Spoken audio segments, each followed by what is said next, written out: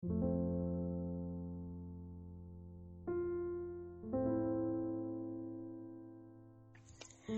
you ever felt like you have no choice in life? How does it feel? Commercial sex worker is a profession with social constructions undergoing critical and full of stigma to be categorized as the drugs of society. These sex workers regularly get a bad stigma and are avoided by their surroundings because their job is considered to violate religious, social, and legal norms. In Indonesia, the number of sex workers reached about 64,000 people, spread across 168 localizations in 2015, and predicted to increase by the presence of social media.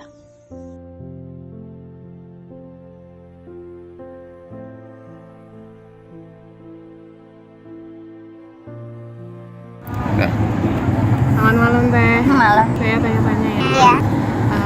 Teteh udah berapa lama ya kerja ini? Di sini sebulan. Biasanya kalau ada customer itu harganya berapa ya Teh? 300. Kalau boleh tahu kenapa ambil pekerjaan ini? Ya semua berhubung karena keuangan. Bisa ceritain dikit nggak Teh kayak awal mulanya kerja? Ya aku terjun kayak begini karena putus asa dari rumah tangga aja. Teteh punya teman nggak atau keluarga, anggota keluarga gitu yang sama pekerjaannya sama Teteh? Nggak ada sih. Menurut Teteh, kalau misalnya punya pilihan mau kerja apa? Ya aku sih pengennya kerjanya yang halal. Ya balik dulu aja di restoran. Menurut Teteh, hal pertama apa sih yang membuat seseorang itu pengen kerja kayak gini? Semua karena keuangan. Keluarga Teteh ada yang tahu nggak? Ada. Mereka responnya gimana? Biasa aja udah lepas tangan. Terus menurut Teteh, gimana sih pendapat masyarakat sekitar tentang pekerjaan Teteh? Ya kalau aku sih biasa aja. Emang banyak yang ngomongin. Ya anggapan aku biasa aja. Terus ya gimana ya? Udah resiko. Selamat malam Teh. Saya tanya-tanya boleh ya? Pertama, udah berapa lama kerja kayak gini ya Teh? Biasanya kalau misalnya ada customer gitu dikasih harga berapa Teh? 200. Kalau boleh tahu nih, kenapa ya ambil pekerjaan ini? Ya emang sih ya banyak pekerjaan. Cuman kita lebih ngambil uangnya yang instan lah. Yang instan supaya kita banyak kebutuhan, terutama anak, keluarga. Ini itu kan kita ngebiayain hidup kita, bukan hidup kita sendiri, orang tua, anak, kayak gitu. Boleh ceritain nggak Teh kayak secara singkat aja gitu, gimana awalnya bisa pekerjaan kayak gini? Mungkin karena dulu punya teman kerja kayak gini. Dulu aku nggak ngerti kerja kayak gini tuh gimana-gimananya. Teman ngajak. Di situ juga asing lah menurut kita, asing kerjaan kayak gini kan. Ya lama-lama mungkin ya itu terbiasa juga. Terus menurut Teteh, kalau misalnya nggak harus kerja begini nih, Teteh punya pilihan lain nggak? Pilihan sih mungkin banyak, cuman ya tapi itu semua nggak bakalan menyukupin kita. Kalau misalnya ada pilihan lain yang bisa ini, Teteh pengen kerja apa? Kembali kayak dulu lah, kerja di kasir. Oh, kasir ya. Terus menurut Teteh, hal pertama apa gitu yang membuat seseorang bisa terjun ke pekerjaan kayak gitu? Nggak tahu. Mungkin karena pergaulan juga sih. Pergaulan ya, pergaulan. Terus ada ini nggak ya? Ada faktor ekonomi juga kah menurut Teteh? Iya. Ada juga ya. Terus keluarga Teteh itu tahu nggak? Nggak tahu ya. Menurut Teteh kalau misalnya mereka tahu, responnya bakal gimana? Jadi anak kan. Terakhir nih Teh, gimana pendapat masyarakat tentang pekerjaan Teteh?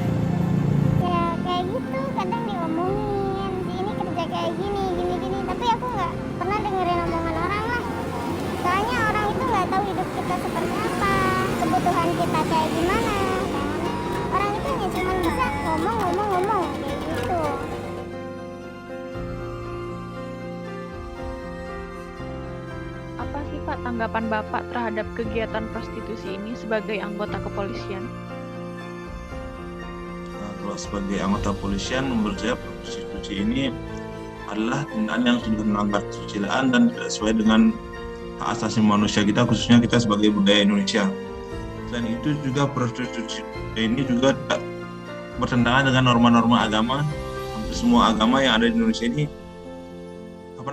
tidak sesuai lah dengan, artinya menolaklah prostitusi ini, karena di samping merugikan diri sendiri juga tindakan prostitusi ini bisa merugikan pihak-pihak lain yang terkait di dalamnya, atau bisa menjadikan orang lain juga sebagai korban dari prostitusi ini. Oh gitu. Berarti alasannya dilarang prostitusi selain dilarang oleh agama karena bisa merugikan itu ya Pak, beberapa pihak gitu ya? Ya. Nah, beberapa pihak ya. Cuman kalau gini Pak, kalau pihaknya sama-sama mau untuk melakukan hal tersebut, itu gimana ya?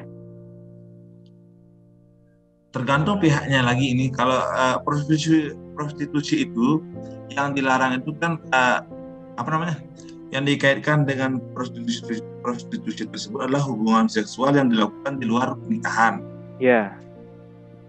Nah, kalau kedua pihak sama-sama mau dan tidak ada terikat dan tidak ada ikatan pernikahan, yang suaminya juga yang cowoknya tidak ada ikatan, yang cewek juga ada ikatan, kalau secara hukum itu tidak dapat kita proses.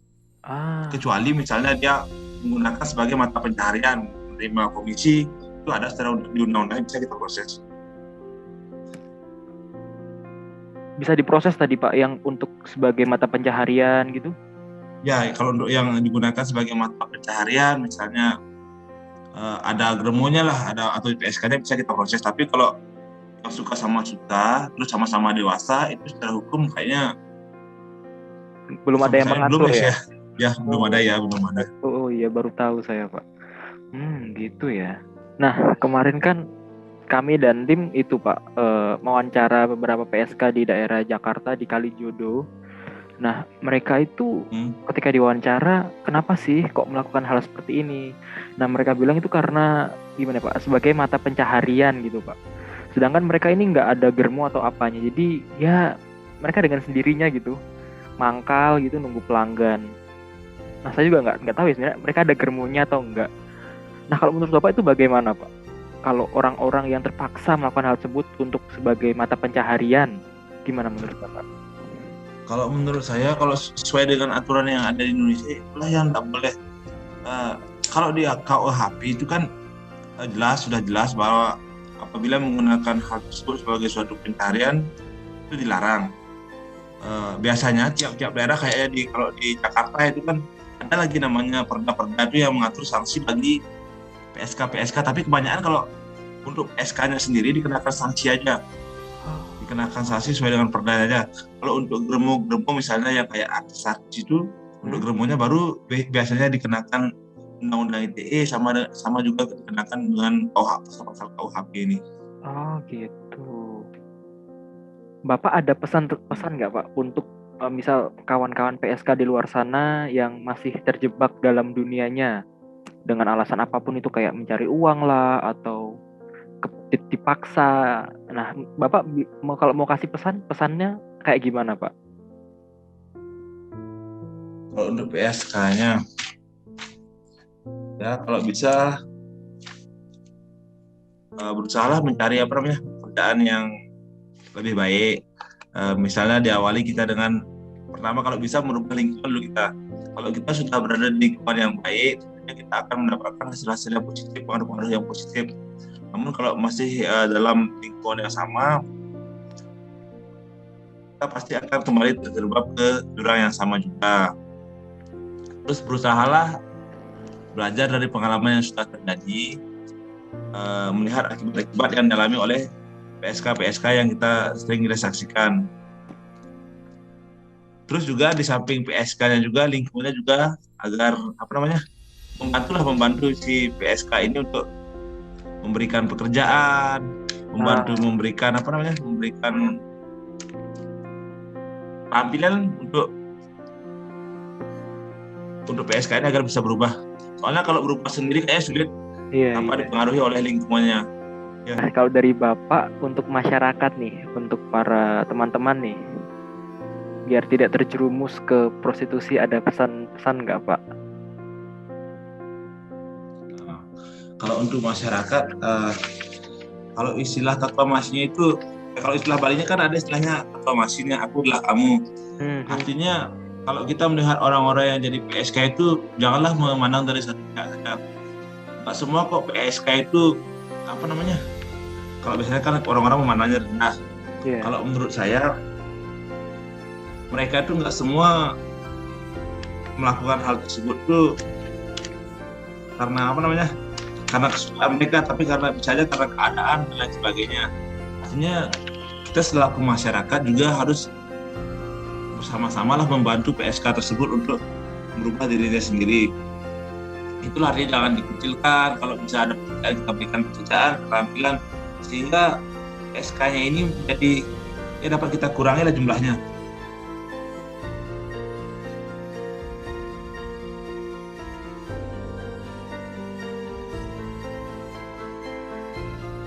Walaupun Om tahu nggak boleh itu rahasia itu, ya rahasia karena mereka punya privasi tersendiri, mencari penghidupan satu, kedua karena frustasi, ya banyak problem di rumahnya, mau foya-foya terjunlah dia di sana.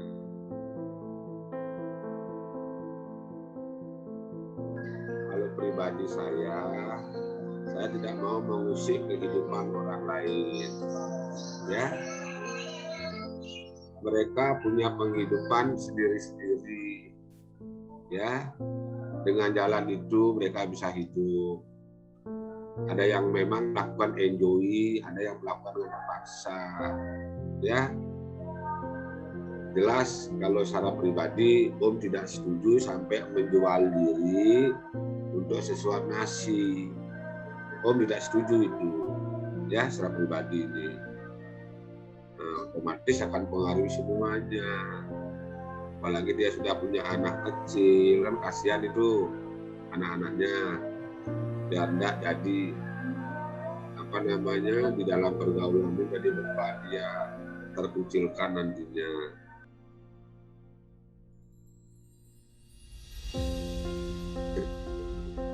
Merugikan yang merasa dirugikan, ya, yang merasa dirugikan.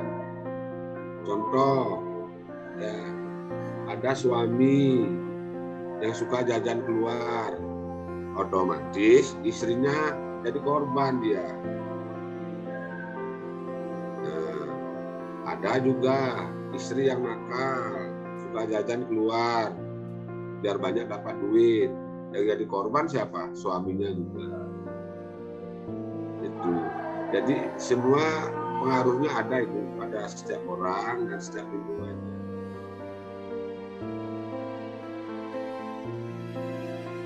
Mungkin Om berpesan itu awalnya dari pergaulan bebas, ya, yaitu terjerumus ke coba-coba narkoba. Kalau sudah terjerumus ke narkoba, pertama gratis, selanjutnya bayar. Demi narkoba dia menjual diri. Jadi pesan saya, kuatkanlah iman, ya, rajin-rajinlah berdoa, mohon jalan ke hadapan Tuhan yang Maha Kuasa.